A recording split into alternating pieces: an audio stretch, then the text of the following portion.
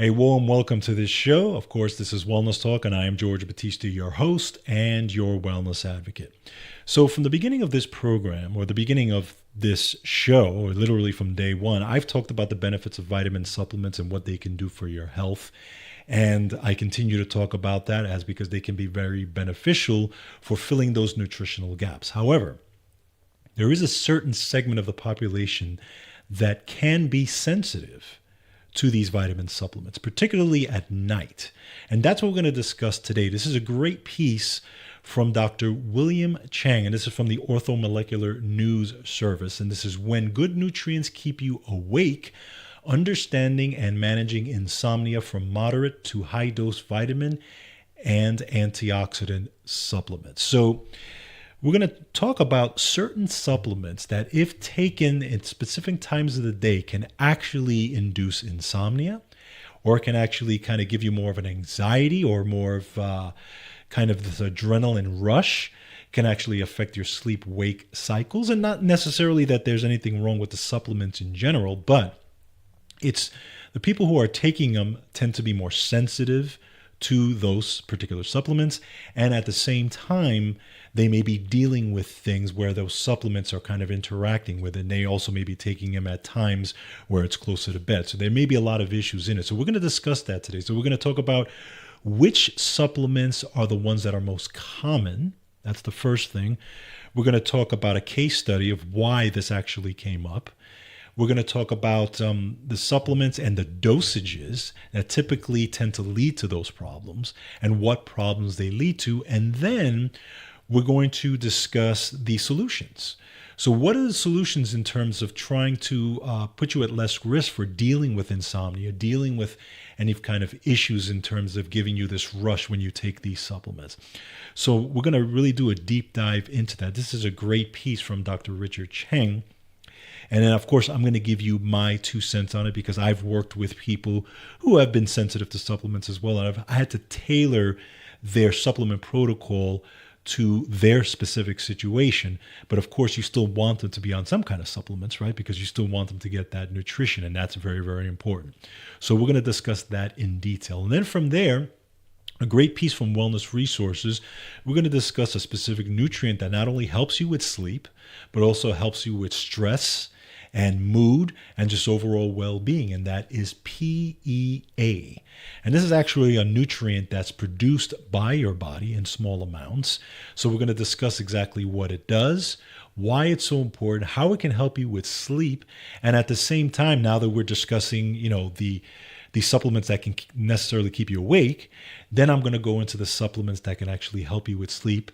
Besides the PEA, I'm going to give you my 2 cents on the supplements that you should take along with PEA to actually help with sleep and, being calm and, bringing down that excitatory stimulation or that excitatory response that you may be getting. So it's going to be 2 pieces there. It's going to be typically from one to the other. So that's what we're going to be discussing today. Of course, go to georgebatista.com and make sure you check out all these articles. And of course, like, share, and subscribe as you always do. Thank you so much for those of you who do so, and those of you who support us on a regular basis. It is much appreciated because this is how we grow. And of course, as I always say, it's a pleasure and an honor to share this information with you. So before we continue, I want to talk about our friends at Wellness Resources. Wellness Resources formulates the most superior quality nutritional supplements that deliver the most absorbable nutrients in optimal amounts to make a true difference in your health. For 40 years, this family-owned and operated supplement company has used only the highest quality nutrients, no chemical additives, the same nutrient forms used in clinical research, and enough of the nutrients to be beneficial. This attention to quality makes a significant difference in the health results you will see and feel. Now, you guys know I am a fanatic about the quality of supplements that I use. And that's why I've been using Wellness Resources supplements now for over 17 years, and I love them.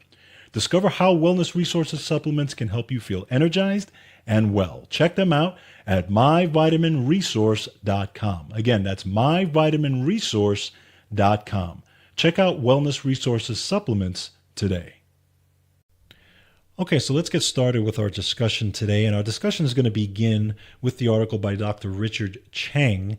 And this is When Good Nutrients Keep You Awake. And the genesis of this discussion or of this topic was because there was an 86-year-old physician who visited Dr. Chang and asked him for some consulting because he was dealing with some issues. He was dealing with spike protein syndrome. He was dealing with pulmonary fibrosis and chronic oxidative stress.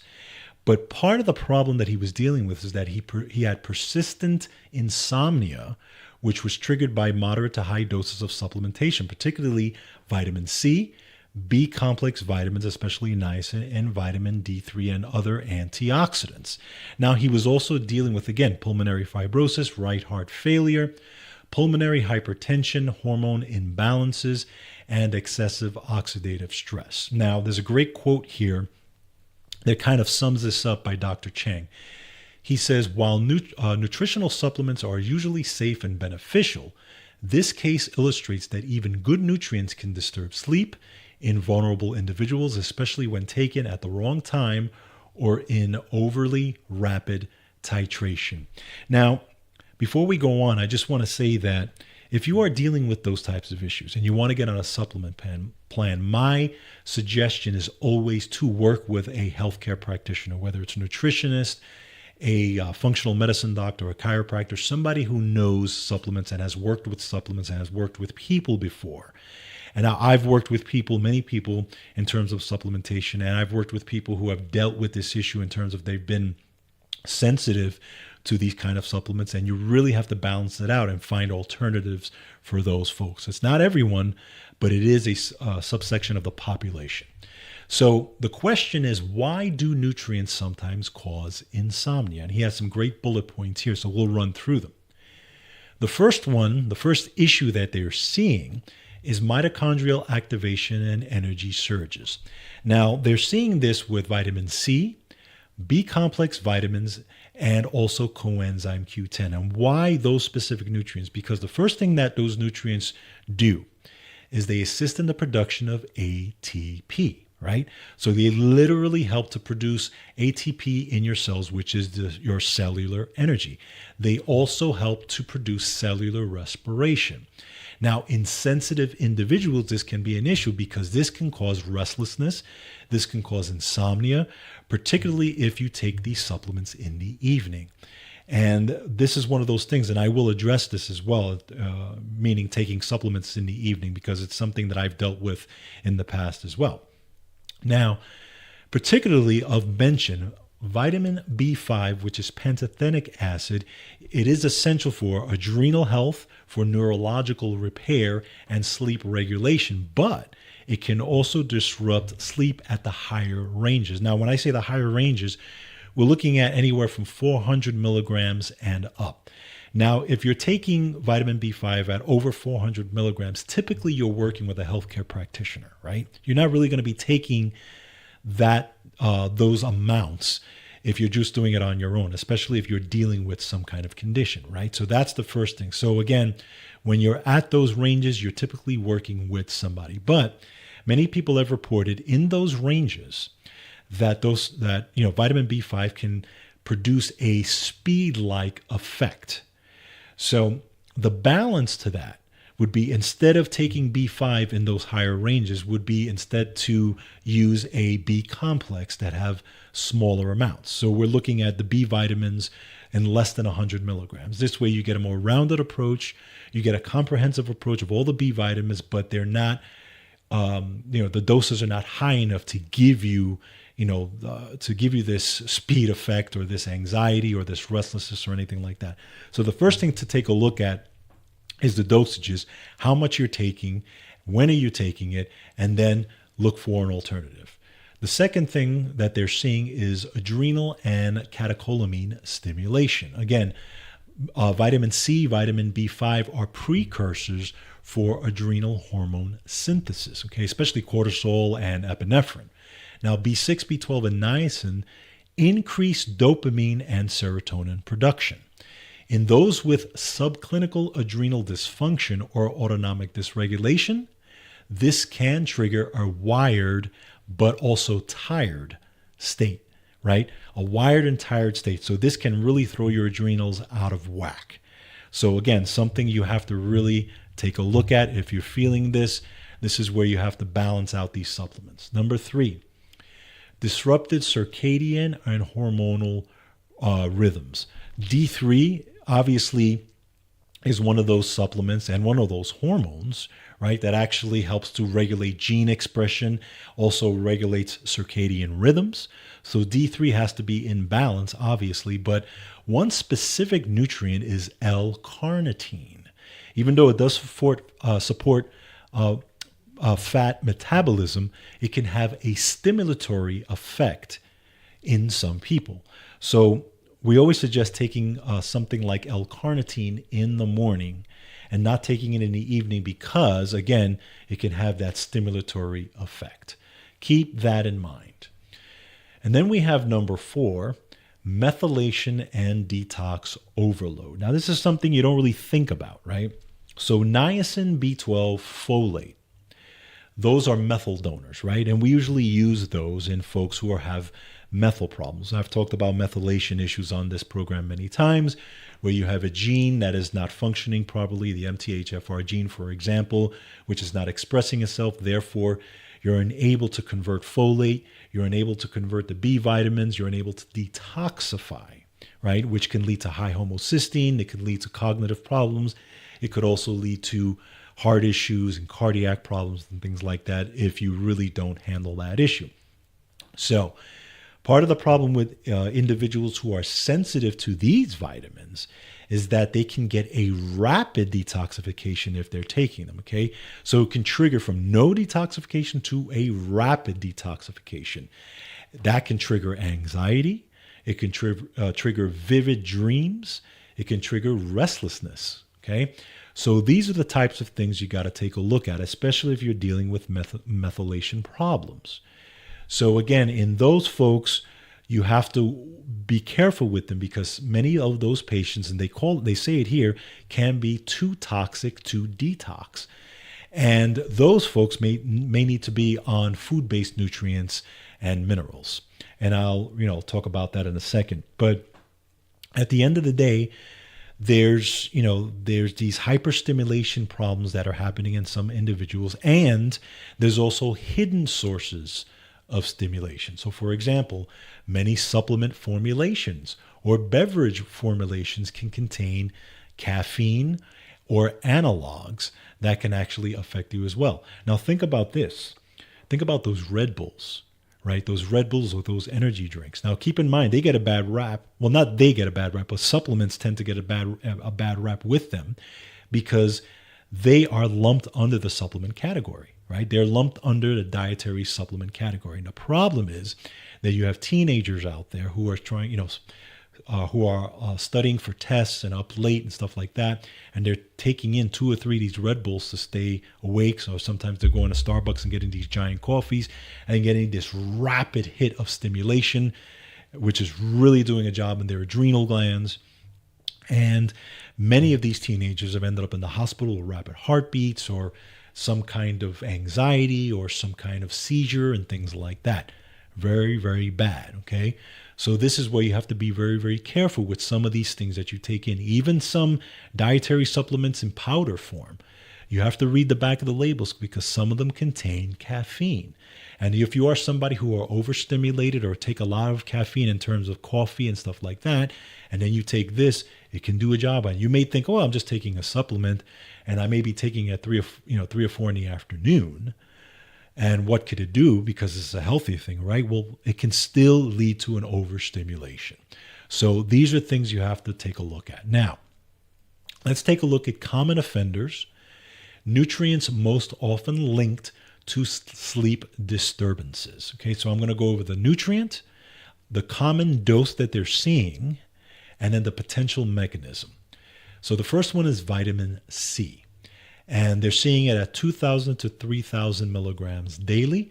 And the mechanism is adrenal plus mitochondrial activation and also mild diuretic. By the way, vitamin C can be a mild diuretic. Next is niacin at about 500 to 1,000 milligrams.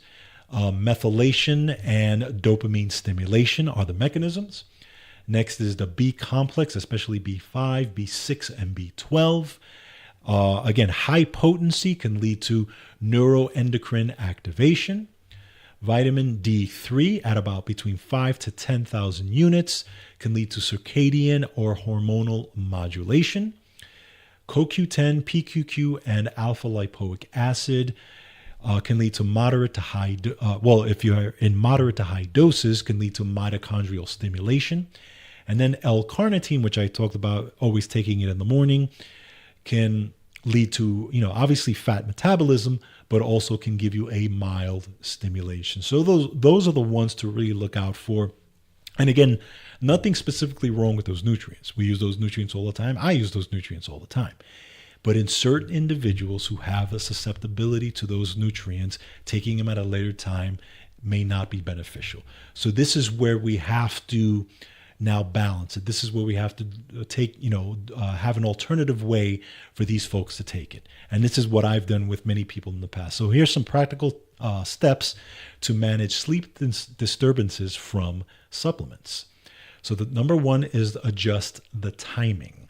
So take stimulating nutrients, again, C, D, B vitamins, L-carnitine, CoQ10, only in the morning.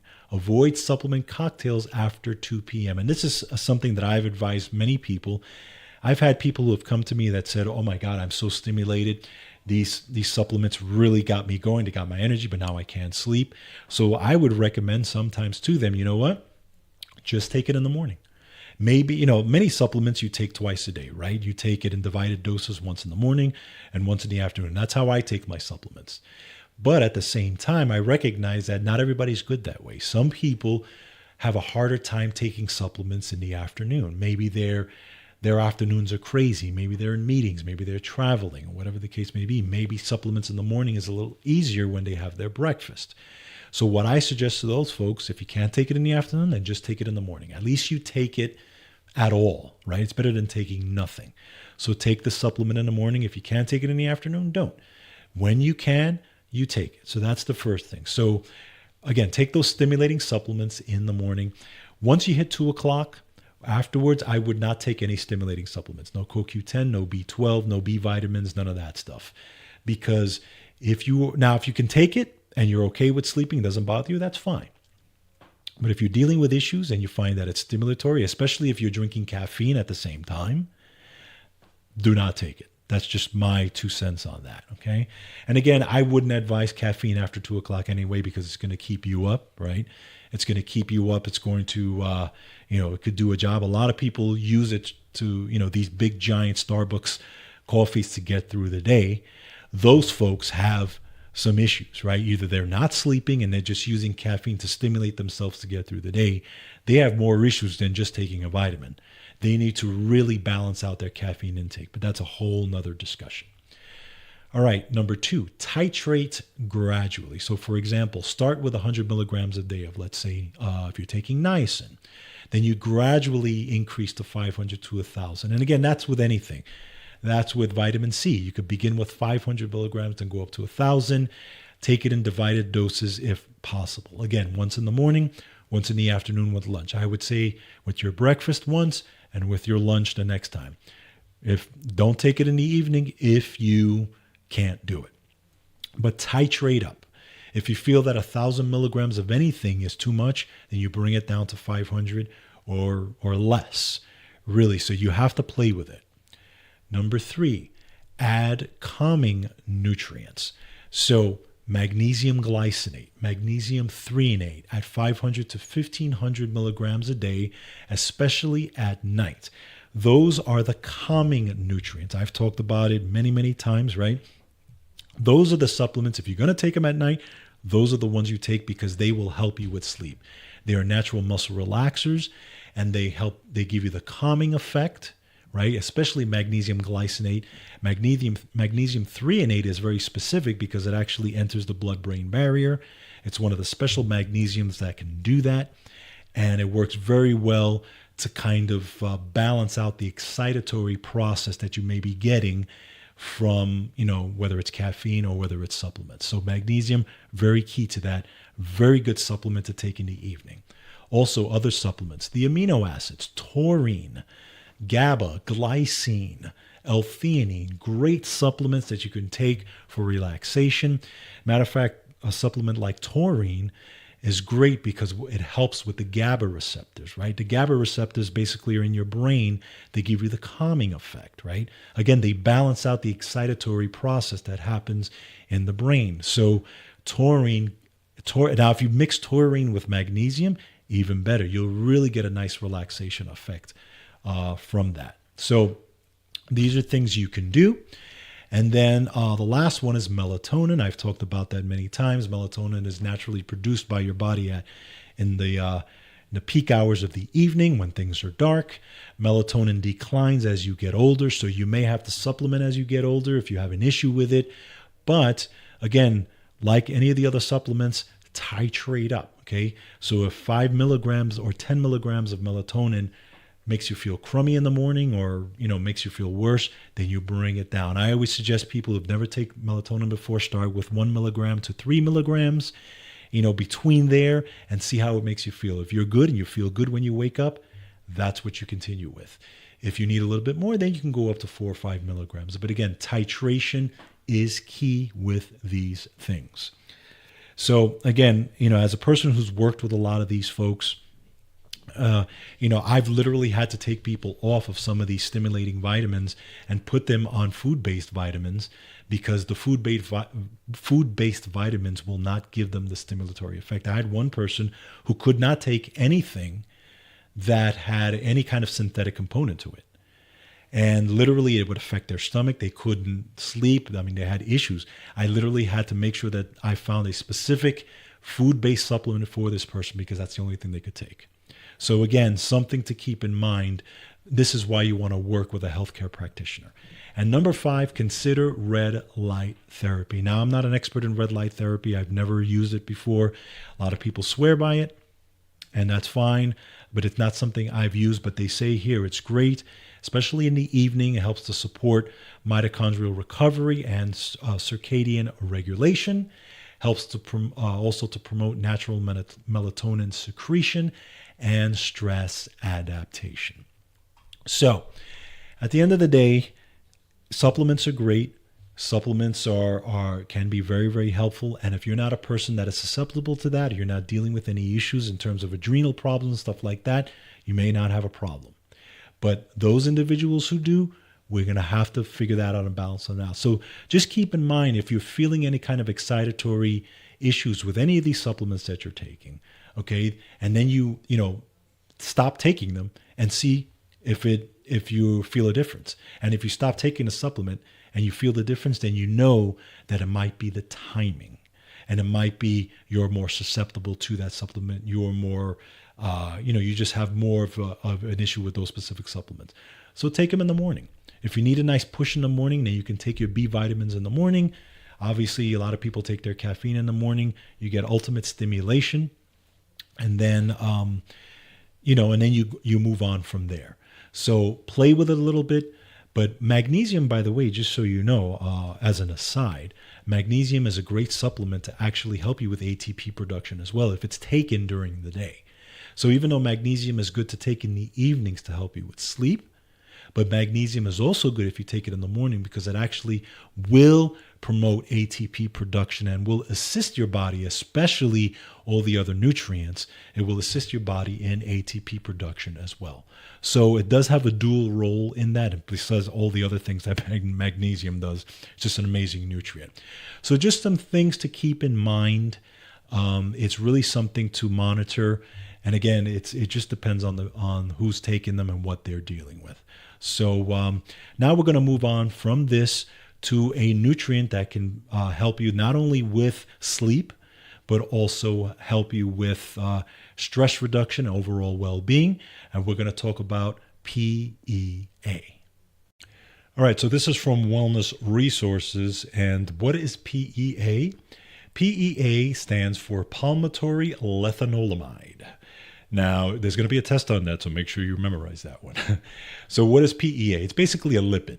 It's a lipid that's naturally produced in your body, and it plays a critical role in supporting healthy inflammatory responses, cellular repair, and overall well-being. Now, let's talk about PEA and your stress response. So, it belongs to a group of fats known as bioactive lipids, and they play an important role in how cells communicate. They respond and resolve daily cellular stressors. And this is big in terms of, again, when you're dealing with stress, right? We talk about the vitamins that actually give you the excitatory response. And this actually kind of matches up with that, because if you are dealing with stress and you are dealing with vitamins that can give you the excitatory response, and you're getting this push and pull with stress and trying to relax, and your body can't relax and you're constantly energized, PEA can actually help you with that. So we'll dive a little bit deeper into what it can do.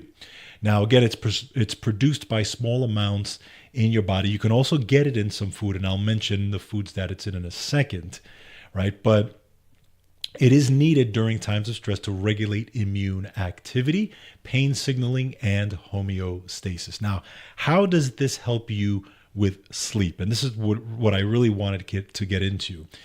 PEA has a calming effect on the brain. This is straight out of the article here from Wellness Resources. It helps to promote relaxation. When taken at bedtime, it supports deep restorative sleep. It may also be taken during the day to assist with general recovery from wear and tear. And the recommended dosages range from 1 to 4 capsules per day, depending on individual needs. This is when you have to go back to individual nutrition, right? Now, everybody can take 1 to 4 capsules. Some people might wake up a little bit groggy, and some people might be fine. So again, you really have to test the waters on these supplements. But PEA is great for this. Also, PEA helps with nerves, immune, and cellular health. How does it do that? It helps regulate important biochemical pathways and compounds such as PPAR alpha, mast cells, and histamine. And that's important. Why? Because of the allergic response. So now we're seeing that PEA actually is another tool you can use in the toolbox in terms of the allergic response, along with things like quercetin and vitamin C. It also helps with cytokines, inflammatory compounds or inflammatory signals, and COX-2, and supports the activity of immune cells to help the body maintain a stable, balanced state. It's basically a housekeeper for the body if you really kind of, think about it. Now, let's look at what some of the scientific studies have said about this nutrient. So there's some bullet points here, so we'll go through each of those. It supports faster, more complete muscle recovery from exercise and daily activity. It promotes quicker sleep onset and mental clarity upon waking, enhances cognitive performance and mental focus. It increases muscle power and strength when combined with resistance training, helps alleviate minor pain and modulate pain receptor sites, supports a healthy, balanced inflammation response, aids in immune system resilience and recovery, encourages healthy mast cell activity and balanced histamine response, promotes gut microbiome balance and gut immune-brain axis. So now we know that it's great for the gut as well. Can be used on top of your probiotics, on top of the fiber, and your prebiotics as well. Aids in the protection of gut barrier by inhibiting cytokine production. Supports healthy communication between nerve and glial cells for optimal brain function. Right now, so we're looking at, I talked about GABA before, right, which is the calming effect, right, the calming cells in your brain. Well, now also the glial cells. What do the glial cells do? They repair. So they're responsible for the repair processes of the brain. This can aid with that. And this also encourages BDNF, brain-derived neurotrophic factor, which helps with cognitive function, helps to support mood, and promotes joint comfort and mobility. So that is a long list of things that it can do. And that's fantastic, because this is another tool in the toolbox, really, that, again, you can add onto your program that really does so many things, covers so many bases. PEA, a great thing. Now, where can we find it in terms of food, right? So it's present in small amounts in potatoes, tomatoes, the seeds of peas and beans, with higher concentrations in human breast milk and cow's milk. But those amounts in those foods are pretty small. So in other words, you're going to need a lot. You're going to need to eat a lot of those foods if you want to get a good amount of PEA. So the best thing to do, in my opinion, is to supplement if you want to get a good amount of PEA. Now, you can supplement along with eating these foods. I always recommend in doing that. But supplementation remains the best way to get it, especially when you're looking at the type of PEA, and there's a difference with that as well. So if I'm going to recommend PEA to you for not only stress, but for sleep and for all the things that it does, I'm definitely going to recommend the Wellness Resources brand, and that's PEA Ultra. Now, what is that? It delivers 300 milligrams of Levagen plus PEA per capsule. This branded form of PEA has been clinically proven to offer superior absorption and bioavailability over standard PEA forms. Levagen Plus is supported by human clinical trials and is non-GMO, gluten-free, allergen-free, vegan, and free of the World Anti-Doping Agency banned substances. Okay, and this is normal for Wellness Resources because Wellness Resources, again, this is why I like them. They don't use any, substances or anything that shouldn't be in these, supplements. This is why I love them, right? Again, a homegrown family company that uses the top quality ingredients in their supplements. I would not recommend these supplements if it wasn't for the fact that, number one, they're not only homegrown and it stays that way. And number two, they use the highest quality supplements or the highest quality ingredients without putting anything that's not supposed to be there. So again, if you really want good stuff, check out the Wellness Resources brand of PEA, PEA Ultra, and just, Wellness Resources supplements as well. Now, when we're taking a look at Wellness Resources, or we're just taking a look at sleep supplements in general, I'm going to recommend a few from them as well because they're, again, they really have a lot of great supplements that can assist you with sleep. Again, if you're, dealing with that excitatory process that is brought on by those supplements that I talked about earlier. So you can check out Wellness Resources Sleep Helper, which features L-theanine and taurine, which I talked about earlier, to help relaxation and sleep, especially helpful for sleep if you are getting racing mind at night. So if you're restless at night, you're getting that racing mind, you're worried, you're getting all these weird thoughts, Sleep Helper is great with that.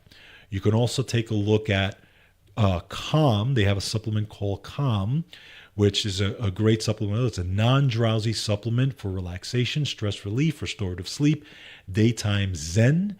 And you can take it, by the way, during the day as well as at night. I also recommend Relax Mag, which I've taken many, many times. Again, it's magnesium glycinate. And it works well for sleep tolerance, for normal sleep-wake cycles, for relaxation. It can be taken during the day as well. It's a non-drowsy formula, so you don't have to worry about getting drowsy during the day or if you're driving or if you're on long trips or anything like that. But it really has a beautiful, steady effect all the way to, especially if you take it later on in the afternoon as well, to help you kind of wind down if you want to get some good sleep. And then, of course, we have melatonin, which is obviously, I've talked about that many times, which is helpful for natural sleep rhythms and jet lag for those of you who are traveling, regularly again. So those are supplements that I would recommend for calming yourself down. And there's others as well, but those are the ones that specifically that I feel are the best ones if you want to calm down later in the day, especially if you want to go to sleep and have a good night's rest. Those are supplements that are great for that. So now you can add many of those supplements to the supplements that we talked about earlier. So again, we talked about the supplements that can, make people's, mind race or make people restless or give people insomnia. Certain people who are susceptible to that, right? CoQ10, vitamin C, and the B vitamins, as well as L-carnitine. Those supplements, if you have that problem, like we said, take them during the morning or not after 2 o'clock. Now, if you still find that they're giving you these symptoms later in the day, then you can take any of these supplements that I just talked about here to help you counteract that. But at the end of the day, supplement timing is a big deal. Supplement timing is something you really have to take a look at. Now, if you're a person who is very regimented and you eat at the same times, you take your supplements at the same times, then you don't have to worry about this type of stuff if you're not susceptible, right? So you're fine, if you don't find that it's if it's causing any issues.